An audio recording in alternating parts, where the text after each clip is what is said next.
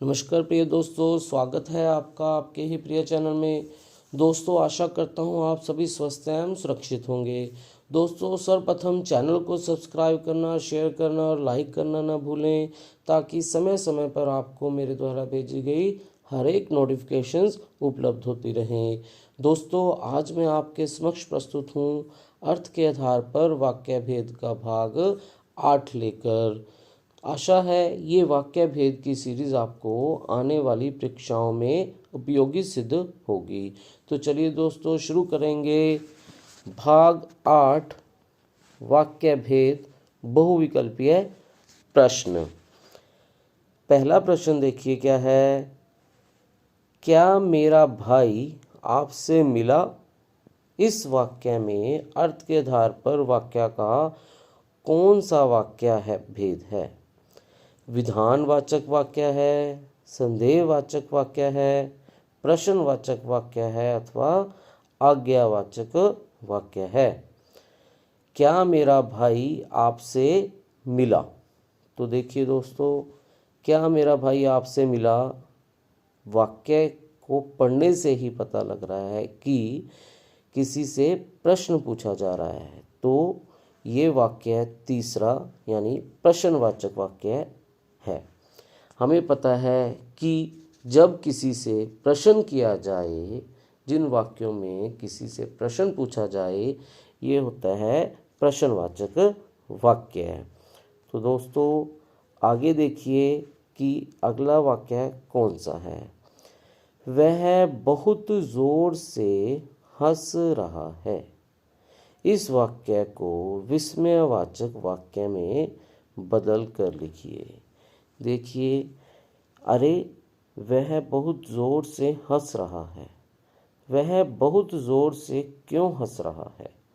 वह बहुत ज़ोर से नहीं हंस रहा है। अरे वह बहुत ज़ोर से हंस रहा है। दोस्तों देखिए, हमें पता है कि विस्मयबोधक वाक्य है जिन वाक्यों में हर्ष, विस्मय, आश्चर्य, शोक, घृणा, प्रेरणा या प्रोत्साहन आदि के भाव प्रकट किए जाते हैं, वे विस्मय आदि बोधक वाक्य कहलाते हैं। तो देखिए, सबसे पहला जो वाक्य है, अरे वह बहुत ज़ोर से हंस रहा है, तो इसका ये उत्तर है। आगे देखिए, तीसरा वाक्य कौन सा है। राधा गृहिणी है। इस वाक्य में उद्देश्य और विधेय छांटकर लिखिए। देखिए, राधा गृहिणी है, इस वाक्य में उद्देश्य कौन सा है? उद्देश्य है राधा और गृहिणी है विधेय। तो इस हिसाब से दूसरा जो उत्तर बन रहा है हमारे पास, उद्देश्य राधा, विधेय गृहिणी है। तो आगे देखिए वाक्य, अभय डॉक्टर है। इस वाक्य को निषेधवाचक वाक्य में कैसे लिखा जाएगा? अभय डॉक्टर है, इस वाक्य को निषेध वाचक वाक्य में कैसे लिखा जाएगा? क्या अभय डॉक्टर है? अरे अभय डॉक्टर है। अभय डॉक्टर नहीं है। अभय डॉक्टर क्यों है? देखिए, हमें पता है कि जिनमें क्रिया के होने का निषेध हो, जिन वाक्यों में क्रिया के होने का निषेध हो, वे निषेधवाचक वाक्य कहलाते हैं। इसे नकारात्मक वाक्य भी कहा जाता है।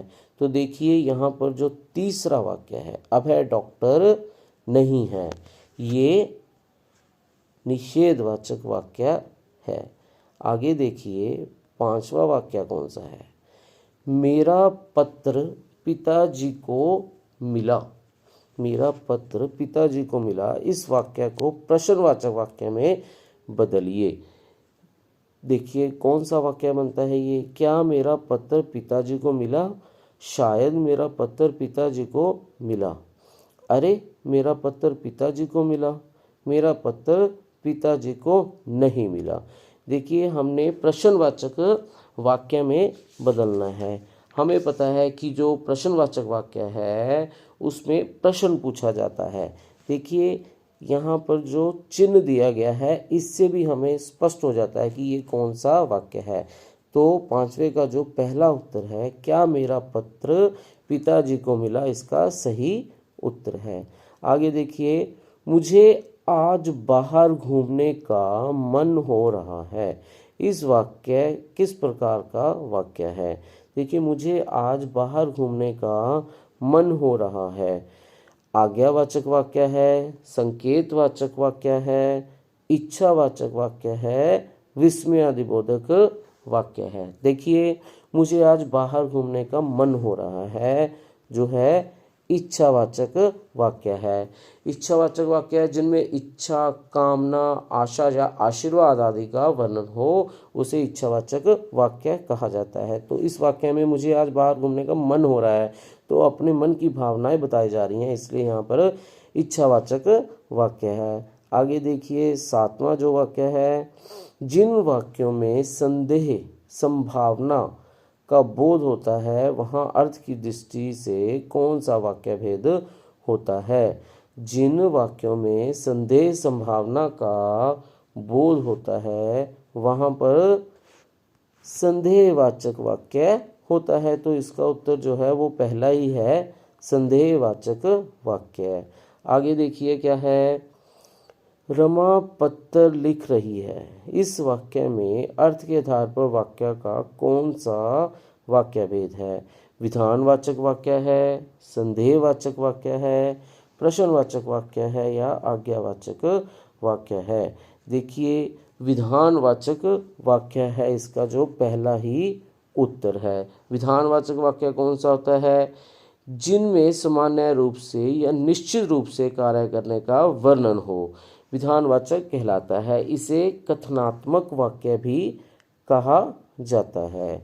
आगे देखिए, प्रश्न कौन सा है, बहुत सुंदर दृश्य है। इस वाक्य को विस्मयवाचक वाक्य में बदलिए। बहुत सुंदर दृश्य है, शायद बहुत सुंदर दृश्य है। क्या सुंदर दृश्य है? वाह, कितना सुंदर दृश्य है। बहुत सुंदर दृश्य नहीं है। देखिए, जो विस्मयवाचक वाक्य है उसमें क्या होता है कि जिन वाक्यों में हर्ष, विस्मय, आश्चर्य, शोक, घृणा, प्रेरणा या प्रोत्साहन आदि के भाव प्रकट किए जाते हैं, उसे विस्मय आदिबोधक वाक्य कहलाता है वो। तो यहाँ पर देखिए, जो चिन्ह है उससे भी स्पष्ट हो जाता है कि ये कौन सा वाक्य है। वह कितना सुंदर दृश्य है। देखिए, तीसरा जो इसका उत्तर है वो बिल्कुल सही है। आगे देखिए, 10वां प्रश्न जो है, मजदूरों ने काम कर लिया। इस वाक्य में उद्देश्य और विधेय छांट कर लिखिए।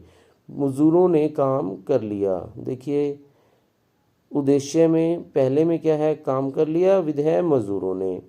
दूसरा, मजदूरों ने काम कर लिया। तीसरे में क्या है, उद्देश्य मजदूरों ने, विधेय काम। तो चौथा, उद्देश्य लिया, विधेय मजदूरों ने। देखिए, हमने पहले ऊपर भी किया है, यहाँ पर जो है दूसरा जो उत्तर है वो बिल्कुल सही है। उद्देश्य है मजदूरों ने और विधेय है काम कर लिया। ठीक है जी दोस्तों, आशा है आपको मेरे द्वारा करवाई गई सीरीज़ का यह भाग पसंद आया होगा, जो कि आपको आने वाली परीक्षाओं में सहायता करेगा। दोस्तों, चैनल के साथ जुड़े रहने के लिए चैनल को सब्सक्राइब करना, शेयर और लाइक करना ना भूलें। दोस्तों, आप मेरे चैनल से जुड़ने के लिए मेरे टेलीग्राम चैनल को भी लाइक कर सकते हैं, जिसका लिंक डिस्क्रिप्शन बॉक्स में दिया गया है। धन्यवाद।